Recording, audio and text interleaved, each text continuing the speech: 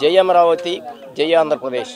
అమరావతి రాజధాని 5 సంవత్సరాల విధ్వంసం నుంచి వికాసం వైపు మరికొద్ది గంటల్లోనే అడుగులు పడబోతున్నాయి. అమరావతి రాజధాని నగర నిర్మాణం పునఃశంకుస్థాపన కార్యక్రమానికి భారతదేశ ప్రధానమంత్రి వర్యులు శ్రీ నరేంద్ర మోడీ గారు రేపు మే నెల 2వ తారీఖున మధ్యాహ్నం 3 గంటలకి ఈ ప్రాంతానికి వచ్చి శంకుస్థాపన కార్యక్రమంలో పాల్గొనున్నారు. దీనికి సంబంధించి రైతులందరూ కూడా ఆనందోత్సాహాలన్నీ కూడా వ్యక్తం చేస్తున్నాం. ఎందుకంటే ఈ జగన్మోహన్ రెడ్డి 5 సంవత్సరాల్లో కూడా 3 రాజధానుల పేరుతోటి ఒక అనాలోచిత నిర్ణయం తీసుకొని మరి రాజధాని నగర నిర్మాణ పనులు శరవేగంగా జరుగుతున్నటువంటి పరిస్థితుల్లో మరి నిర్మాణాలన్నీ కూడా అడ్డుకొని 3 రాజధానుల పేరుతో అమరావతిని విధ్వంసం చేయాలి, విచ్ఛిన్నం చేయాలని చెప్పి 5 సంవత్సరాలు కూడా కుట్రపూరితంగా వ్యవహరించి ఈ రాష్ట్రానికి రాజధాని లేని పరిస్థితిని, ఈ రాష్ట్రానికి దిక్కులేని పరిస్థితిని తీసుకొచ్చినటువంటి జగన్మోహన్ రెడ్డి.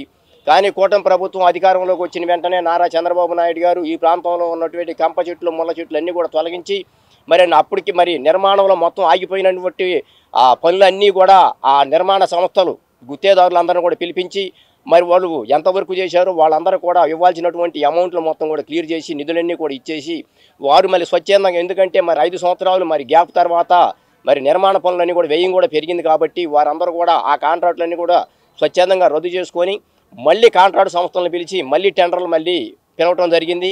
దాదాపుగా 90 రకాల పనులకి 1,00,000 కోట్ల రూపాయల నిధులతోటి మరి అన్నీ కూడా టెండర్లు పిలవటం జరిగింది. ఇవన్నీ కూడా 2.5 సంవత్సరాల కాల వ్యవధిలో మరి గ్రేస్ పీరియడ్ ఒక 6 నెలలు, మొత్తం 3 సంవత్సరాల కాలంలోనే ఈ పనులన్నీ కూడా నిర్మాణ పనులన్నీ కూడా మరి మొత్తం పూర్తి అవ్వాలని చెప్పి వారిని ఆదేశించడం జరిగింది. అదేవిధంగా ఈరోజు నారా చంద్రబాబు నాయుడు గారు రైతులందరితో సమావేశం ఏర్పాటు చేసి అమరావతి రాజధాని ఏ విధంగా అభివృద్ధి జరగబోతుందో, ఏ విధంగా డెవలప్మెంట్ జరగబోతుందో, డెవలప్మెంట్లో మరి రైతులందరూ కూడా పాల్గొని రైతుల సహకారం కూడా దాంట్లో ఉండాలి, అభివృద్ధిలో మీరు అందరూ కూడా పాలు పంచుకోవాలని చెప్పి వాళ్ళు కోరటం. అదేవిధంగా రైతుల అభిప్రాయాలు, రైతుల సలహాలు, రైతుల సూచనలు అన్నీ కూడా వారు వాళ్ళ రైతుల సూచనలన్నీ కూడా తీసుకొని ఏ విధంగా ముందుకెళ్లాలో, ఏ విధంగా అమరావతి అభివృద్ధి చెందుతుందో అవన్నీ కూడా మాకు వివరించడం జరిగింది. అదేవిధంగా అమరావతి రాజధాని నగర నిర్మాణానికి సంబంధించి ప్రభుత్వం ఎటువంటి నిర్ణయం తీసుకున్నా రైతులందరూ దానికి కట్టుబడి ఉండాలని, దానివల్ల రైతులకే ప్రయోజనం జరుగుతుందని చెప్పి వారందరూ తెలిపారు. రైతులందరూ కూడా ఏకగ్రీవంగా ప్రభుత్వం ఏ నిర్ణయం తీసుకున్నా అమరావతి సృష్టికర్త నారా చంద్రబాబు నాయుడు గారు ఏది ఆదేశించినా రైతులందరూ కూడా తూచే తప్పకుండా ఆయన ఆదేశాలని పాటించడానికి, ఆయన తీసుకున్నటువంటి నిర్ణయాలను గౌరవించడానికి మేము అందరం కూడా సిద్ధంగా ఉన్నామని చెప్పి రైతులందరూ కూడా తెలియజేయడం జరిగింది. ఈరోజు నారా చంద్రబాబు నాయుడు గారిని మేము రాజధాని రైతులుగా కలవటం జరిగింది. నేను ఎసెంట్ రైతుని, కాకపోతే మా ముందు ఉన్నటువంటి సమస్య ఫోర్త్ కేటగిరీ రిజిస్ట్రేషన్ ఇంతవరకు జరగలేదు. సిఆర్డీ వాళ్ళు అది మమ్మల్ని పెండింగ్ పెడతా ఉన్నారు.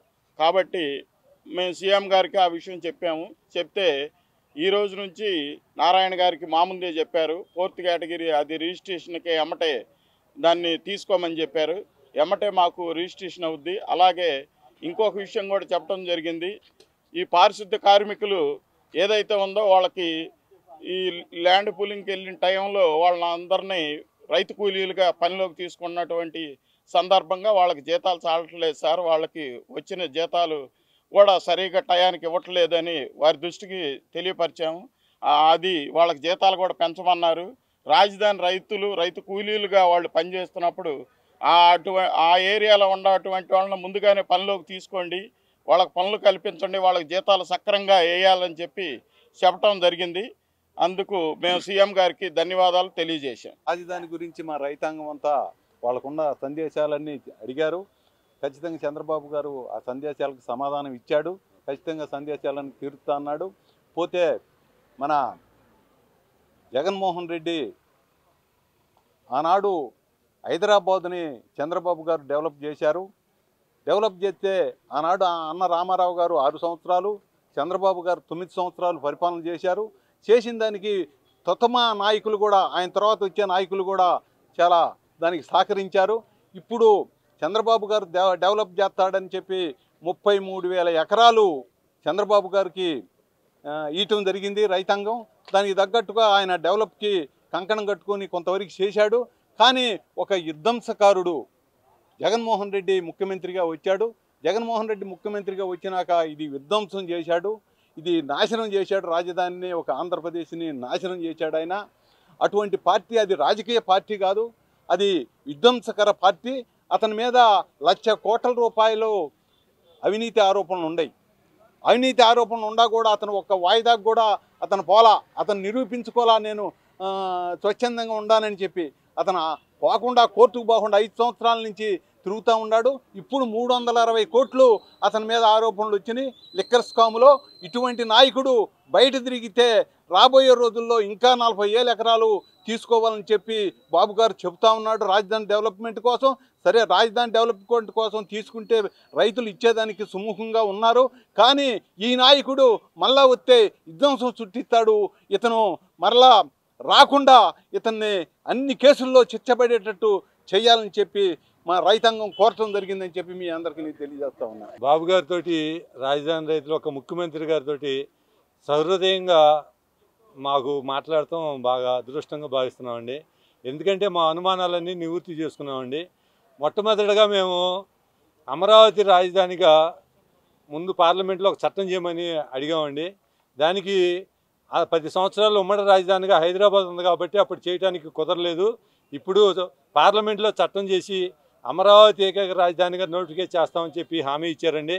రెండోది, రైతులకి చిన్న సన్నకారు రైతులు ఉన్నారు, వాళ్ళకి లోన్ సౌకర్యం లేదండి.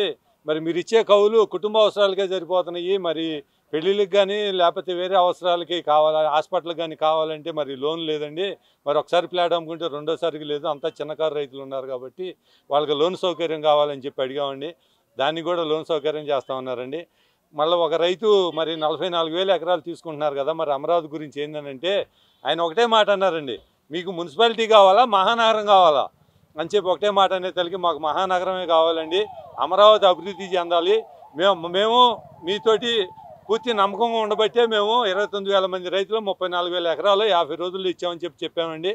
కానీ మేము ఇలా ఒక ముఖ్యమంత్రి గారు దగ్గరగా ముఖాముఖిగా మా అనుమానాలన్నీ నివృత్తి చేసుకున్నామండి.